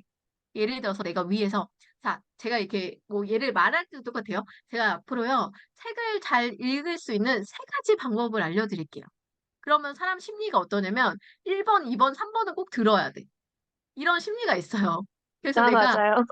정리를 해준다고 해도 자, 앞으로 1번, 2번, 3번을 정리하겠습니다 하면 나는 1번, 2번, 3번을 다 들어야지 정리가 되는 거죠. 그러니까 숫자 플레이를 하는 것도 체류 시간을 늘리는 하나의 방법이 될 수가 있어요. 음. 그래서 음, 리즈님은 어차피 그 정보성 글을 쓰시는 게 중심이니까 정보성 글을 쓰실 때 거기에 숫자 플레이를 지금도 뭐 하시는 것 같은데 이런 식으로 하시잖아요. 그러면 여기에다가 네네. 뭐 예를 들어 이렇게 그냥 원인 이렇게 쓰는 게 아니라 자, 지금부터 동곤증 원인 세 가지에서 얘기를 드리도록 하겠습니다. 하고 1번 음, 해피 감성 뭐 이런 식으로 이렇게 해가지고 아, 세 개는 있으니까 내가 세 개는 꼭 보고 가야겠다. 뭐 이런 식으로 약간 유도를 하시는 것도 또 방법일 것 같고 그리고 또 뭐가 있을까요? 체류 시간. 그리고 뭐 예를 들어서 이 글은 이제 거기에 그건 없지만 약간의, 어, 글의 지수를 높이는 것에서 또 영향을 줄 수 있는 게 예를 들면 이런 것도 방법일 것 같아요. 수익화를 조금 더 높일 수 있는 방법이기도 한데요. 예를 들어서 내가 이런 동곤증에 대한 얘기를 다 하셨어. 그러다 보니까 정보를 찾다 보니까 동곤증에 좋은 건강식품 같은 걸 내가 알게 된 거예요. 그죠? 네네. 그러면 그 정보가 있을 거 아니에요, 나한테. 그러면 쿠팡 파트너스랑 연결하는데 블로그에다 하지 말고 제가 동곤증 자료 조사를 하다 보니까 여기에 좋은 비타민이나 뭐 이렇게 영양제 같은 것들을 정보를 찾게 됐는데 혹시 그런 정보가 필요하신 분들 있으면 댓글 달아주세요. 제가 정보 드릴게요. 이런 식으로 이제 연결하는 거죠. 그래가지고 음, 댓글로 해서 쿠팡 파트너스로 해서 수익으로 연결되게 전달하고 이런 식으로 해가지고 추가적인 부수입을 늘리는 것도 하나의 방법일 것 같아요. 아니면 쿠팡 파트너스의 제품을 만을 위한 성질 걸려도 상관없는 세컨 블로그를 만들어서 그 세컨 블로그 링크랑 연결하는 거죠. 음. 아, 그럼 블로그 댓글에 이제 쿠팡 파트너스 넣는 거는 뭐 블로그 뭐 저품지대나 이런 거는 영향이 없나요? 그 쿠팡 파트너스는 당연히 영향이 있기 때문에 아까 말씀드렸듯이 세컨 블로그를 활용하시면 되는데 예를 들면 아, 이런 네네. 거예요. 제가 노트북 거치대예요. 이렇게 글을 썼잖아요. 이렇게 글을 썼으면 이렇게 이게 제 세컨 블로그거든요. 이건 제가 아, 테스트하려고 네. 한 건데 글에다 글을 연결하는 건 아무 영향이 없는 거 아시죠? 네네. 그러니까 내 블로그에서 다른 사람 블로그로 연결하는 건 아무 영향이 없는데 여기 글 들어가면 여기에 이제 쿠팡 링크를 넣어요. 네. 여기다. 이렇게 해서 음, 요거 클릭하면 이제 됩니다 하고 요거는 쿠팡이니까 당연히 그 이거 수익 창출하는 거 써야 되잖아요. 여기 네. 파트너스 활동을 통해 일정의 수수료 제공받을 수 있다. 이렇게 해서 연결하는 거죠. 이런 식으로 이제 전략을 쓰는 거죠. 하나의 흐름을 만들어서. 그래서 뭔가 앞으로도 계속 그쪽으로 활동하신다고 하면 저는 해보는 거 좋을 것 같다는 생각이 들거든요. 그래서 아, 이미 그 네네. 정보성으로는 충분한 글을 쓰시는데 이 정보성을 플러스 수익화로 연결하는 구조? 그런 걸 만드는 거는 저런 걸 해보면 어떨까 생각이 들어요. 감사합니다. 꼭 해볼게요. 네, 너무 고생하셨습니다. 진짜 블로그를 너무 열심히 하시는 것 같아서 진짜 박수를 보내드리고 싶어요. 아, 감사합니다.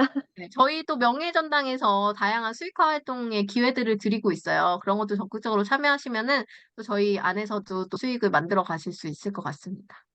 네, 감사합니다. 네, 고생하셨습니다. 다음에 우리 부자 주주회야님이 마지막인가요? 또 혹시 왔는데 안 하신 분 있을까요? 없으신 것 같아요. 그죠?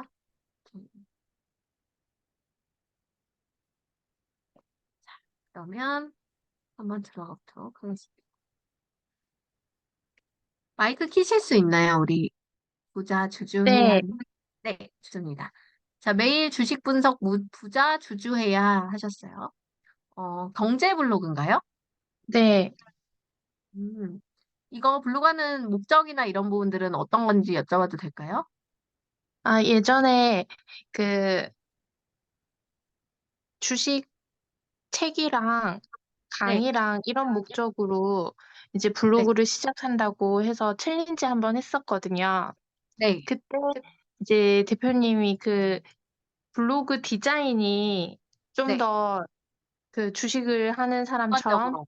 네. 네, 느껴지게 해라고 해서 그걸 만드는데 좀 텀이 걸렸어요.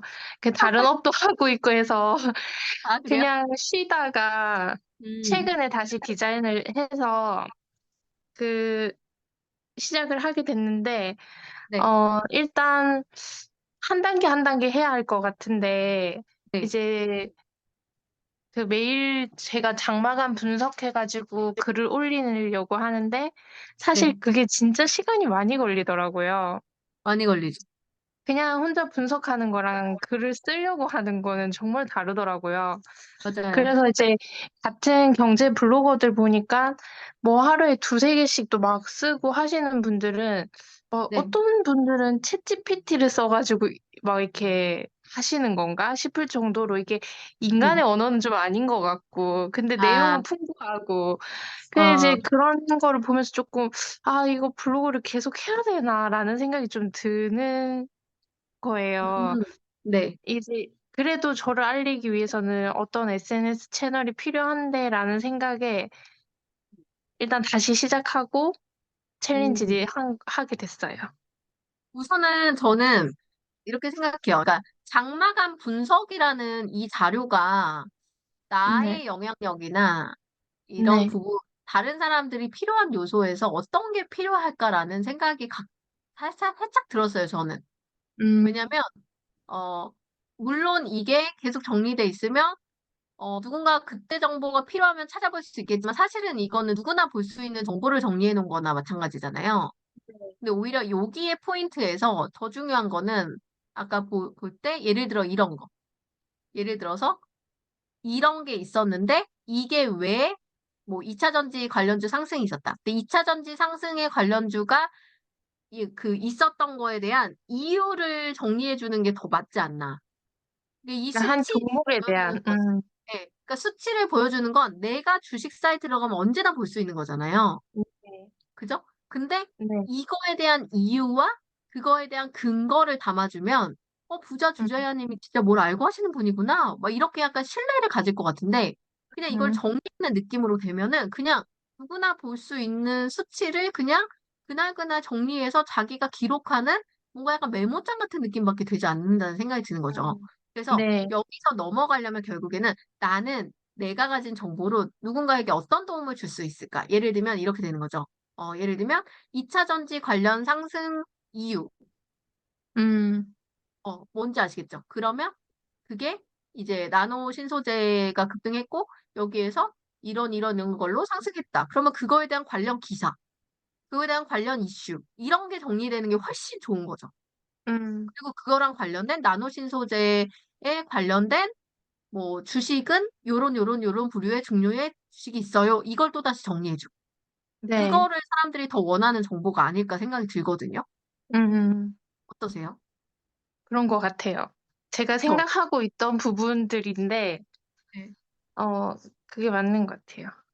그리고 이제 또 하나의 관점을 들리면 장마감 분석 이렇게 돼 있잖아요. 근데 사실 이제 제가 한번 들어가 볼게요. 이제 여러분들이 요건 한번 보시긴 해야 되는데 키워드 도그라는 곳이 있어요.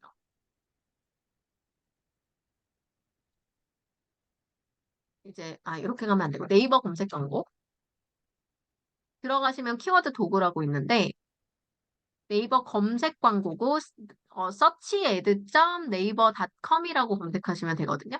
제가 이거 명예의 전당방에다가 올려드릴게요.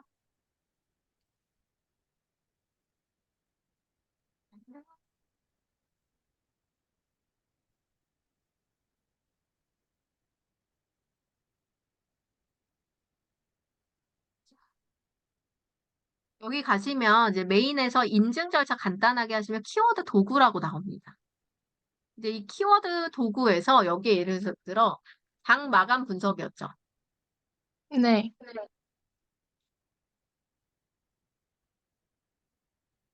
이런 식으로 관련된 키워드를 5개까지 넣을 수 있는데요. 5개 넣고 분석표를 누르면 이런 식으로 나와요. 보이시죠? 자, 장마감 분석이라는 단어는 한 달 내내 전체 블로그 서비스에서 10명도 검색하지 않는 단어예요.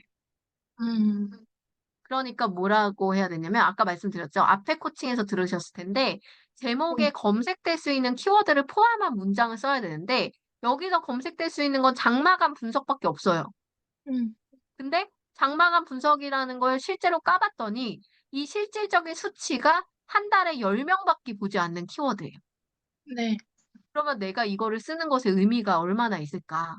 내가 저 키워드로 저 내용을 가지고 대기업을 운영을 해도 이제 실질적으로 늘거나 방문자가 느는 거에 한계가 있는 거죠. 네. 그래서 뭘 하냐? 이런 식으로 내 관련 카테고리에 비슷한 단어들을 5개 정도를 넣고 조회하기를 누르면 최대 1000개까지 연관 키워드 조회 결과가 나와요. 그러면 부자 주주회원님은 뭐 해야 되시냐면 요 키워드 1000개를 다운로드, 여기 보시면 다운로드 버튼 있죠? 이 네. 다운로드 버튼 누르면 엑셀로 추출이 되거든요. 엑셀 파일로. 네. 이거를 분석하셔가지고 여기서 이렇게 누르시면 모바일로 높은 순, 낮은 순 이런 식으로 정렬이 돼요. 이렇게 정렬하신 다음에 다운로드 하셔서 여기에 있는 단어들을 최대한 활용해서 이제 그걸 쓰시면 돼요, 블로그를. 근데 네. 지금은 내가 영향력이 낮은 상태잖아요. 지금 지수가 낮은 상태죠. 그러면 네. 이 지수가 낮은 상태에 이 조회수의 오름차순, 내림차순이 이렇게 거꾸로 왔다 갔다 할 수 있거든요.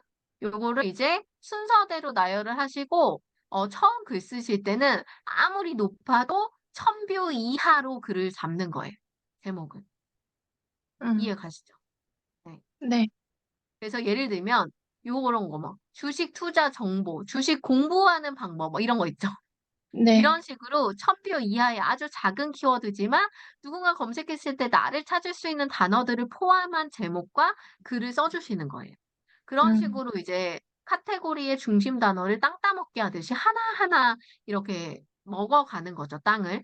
그래서 음. 주식하면 내 블로그로 유입될 수 있게 주식에 관련된 연관어 1000개는 다 내 땅으로 만들겠다. 이런 약간 목표를 가지고 차근차근 글을 이제 써나가시면 좋을 것 같아요.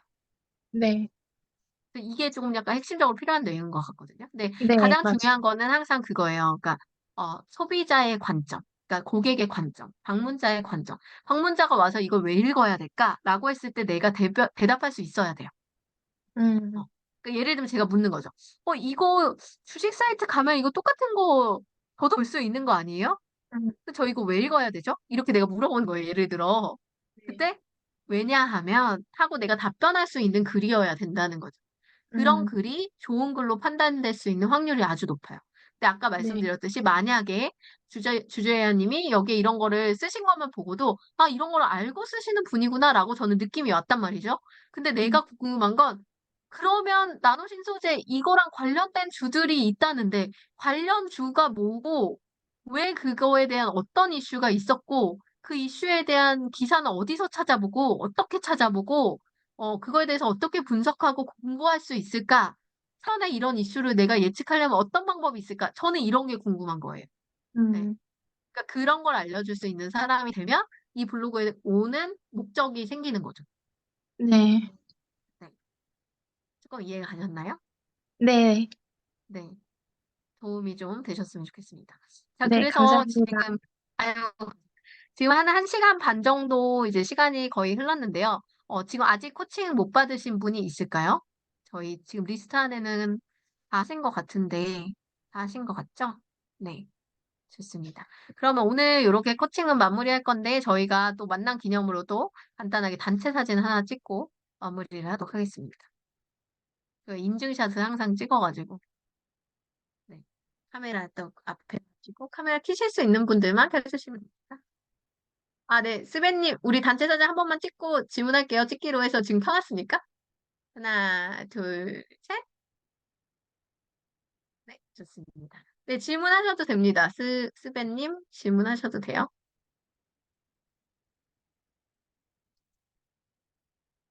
말씀하세요.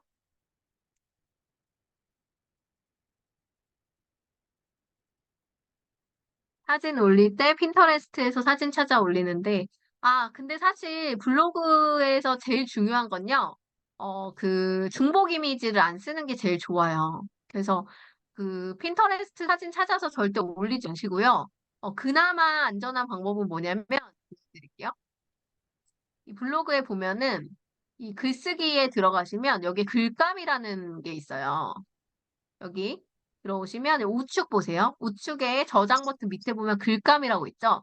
여기 사진이라는 파트가 있는데 예를 들어 이런 식으로 검색하면 거기에 맞는 이미지 이렇게 끌고 와줘요. 출처 표기 자동으로 되고. 그나마 이거는 네이버에서 제공하는 서비스니까 이것 때문에 페널티가 되진 않아요.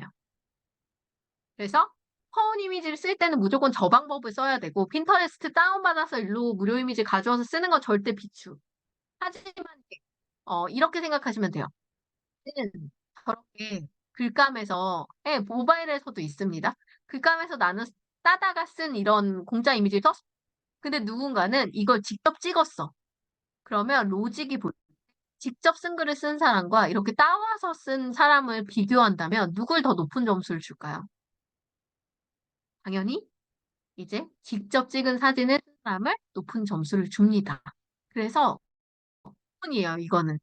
이걸로 지금 저작권에 문제가 되진 않아요. 지금 같은 방법으로 글감을 긁어와서 쓰는 건 문제가 되진 않지만 그럼에도 불구하고 가장 좋은 방법은 내가 찍은 순수한 사진을 업로드하는 거다. 그게 이제 중요한 방법입니다. 그리고 동영상의 제목 꼭 입력하는 게 좋습니다. 그리고 동영상에 태그 있는 거 있죠. 그 동영상 올리실 때 보면은 여기 제가 하나 올려볼게요. 동영상 추가하실 때 제가 하나를 올려보겠습니다. 예를 들어 이런 식으로 제가 영상을 하나 올린다고 하면 정보 있고 태그 있죠. 이거 다 상세히 입력해 주시는 게 좋아요. 왜냐면 동영상도 동영상 탭에서 동영상 제목과 태그만으로 검색이 된단 말이죠. 그래서 저는 아주 심플하게 해요. 예를 들어 여기에다가 제가 뭐 예를 들어서 저거 이제 스토브였는데 스토브 판매 할인가 판매 라이브 광고 이렇게 썼어요. 예를 들어 제목에. 그럼 이렇게 카피해서 저는 정보는 그냥 똑같이 입력해줘요. 이게 중복이어도 상관이 없고 이제 노출될 때 제목과 본문에 원래 같은 키워드가 들어갈 때 노출률이 높은 게 이제 유튜브에서 어느 정도의 그런 로직이 있었기 때문에 저는 여기도 그럴 수 있으니까 이렇게 저는 이제 같이 붙여줬고 여기다가 이런 식으로 이제 쓰는 거죠. 이제 뭐 이런 식으로 이런 식으로 약간 제목에 있는 거를 이제 키워드로 만들어가지고 여기다 추가 해가지고 이제 검색 유입이 이 키워드만으로도 일어날 수 있도록 또 만듭니다. 그래서 이거는 꼭 해주시는 게 당연히 좋고요. 동영상을 여러 개 올리시면은 모바일로 올리실 때 맨 앞에 하나만 대고 그 다음에 그냥 넘겨버리는 경우들이 있는데 하나하나 재지정하셔가지고 하나하나 잡아주시고 이렇게 대표 이미지 썸네일도 잡아주시면 훨씬 더 좋은 효과를 보실 수가 있습니다. 그리고 세컨 블로그는 티스토리에도 당연히 괜찮죠. 전혀 상관없고요. 아까 말씀드린 대로 티스토리든 뭐 그냥 블로그든 관계없이 이제 연결의 용도로만 쓰는 거예요. 근데 사실 저는 이왕이면은 그냥 세컨 블로그를 그냥 그 남는 아이디 하나 만들어서 그냥 쓰셔도 될 것 같은 게 블로그에서 또 티스토리 보내는 것보다는 블로그에서 블로그로 보내는 걸 더 좋아하니까 그런 측면에서 저는 블로그를 하는 게 더 맞지 않나라는 생각도 조금 들긴 하는데요. 그거는 선택입니다. 네. 그래서 본문에서 그거가 운영되는 게 부담스럽다면 댓글 주고받는 걸로 해서 좀 위험 부담을 조금 더 리스크를 줄이는 것도 방법이겠죠. 근데 어쨌든 지금 정보성 글로 에드포스트의 수익을 잘 낼 수 있는 수준으로 많이 올라오신 이제 리뷰형 블로거이기 때문에 수익형 블로거이시기 때문에 거기에 또 다른 전략을 얹어 드리는 거예요. 조금 더 수익화를 높일 수 있는 하나의 또 다른 사이트가 될 수 있으니까 오늘 얘기를 드린 겁니다. 또 질문 있을까요? 저 질문은 언제든지 합니다. 네. 네, 저희가 코칭 시간이 사실 한 분당으로 보실 때는 짧다고 느끼실 수 있지만 이제 전체로 보셨을 때는 정말 다양한 사례와 함께 또 여러분들이 생각하지 못한 부분들을 다른 분 사례를 통해서 문제를 만나게 되어서 전반적으로 되게 다양한 관점을 만들 수가 있거든요. 네, 그래서 블로그 챌린지는 뭐 이제 내가 블로그 잘해보고 싶다라고 하신다면 이제 그 글 쓰는 거에 습관 만드는 것과 코칭 받으면서 좀 방향성을 꾸준하게 잡아가시려고 하시는 분들이 좀 재참여를 계속 하고 계세요. 그래서 다음 기수도 하고 있으니 또 관심이 있으시면 21기에도 또 만나뵈면 좋을 것 같습니다. 오늘 너무 늦은 시간까지 고생하셨습니다. 조심히 들어가세요. 네, 감사합니다. 녹화는 또 올려드릴게요. 복습하셔도 됩니다. 들어가세요.